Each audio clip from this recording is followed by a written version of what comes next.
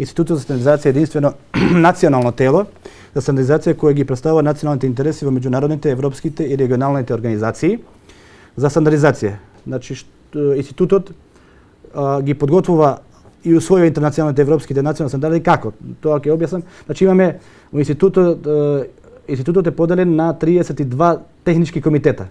Технички комитет од разни области. Значи, имаме за човечки ресурси, за заштита при работа и така натаму.